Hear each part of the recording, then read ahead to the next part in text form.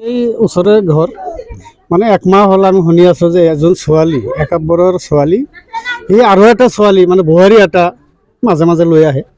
তো আজি এই বজাৰত আহি গম পালোঁ যে শুনা পালোঁ যে তাতে সেইটো ছোৱালী লৈ আহিছে।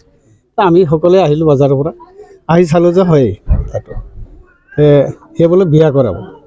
আমি জানাম তাত ছোৱালী হৈ আৰু এটা ছোৱালীক কেনেকৈ বিয়া কৰে এইটো আমি মানে বুজিয়ে পোৱা নাই। এই ক্ষেত্ৰত আপোনালোকে সমাজৰ পৰা কিবা ষ্টেপ লৈছে নেকি? সমাজৰ পৰা মানুহ আহিছে আৰু গৈছে, মানুহ আহিছে আৰু গৈছে। সমাজৰ দায়িত্ব থাকে কিবা এটা এই ছোৱালীজনীৰ গাৰ্জেন হয়, আমি সমাজৰ নহয়, আমি অলপ বাহিৰত, কিন্তু সমাজৰ মানুহবোৰ বাচ্য লোক, সমাজৰ মানুহবিলাক গম পাইছে না নাই। আপোনালোকে গাঁৱৰ মানুহ হিচাপে গাঁৱৰ মানুহ হিচাপে কি বিচাৰে আপোনালোকে? আমি বিচাৰোঁ এইটোৰ মানে সঠিক ওলাব লাগে। যিহেতু যিটো বোৱাৰীজনী লৈ আহিছে তাত দুটা সন্তান আছে, এটা কেঁচুৱা এটা লগত লৈ আহিছে আৰু এটা থৈ আহিছে, এই ক্ষেত্ৰত কি ক'ব?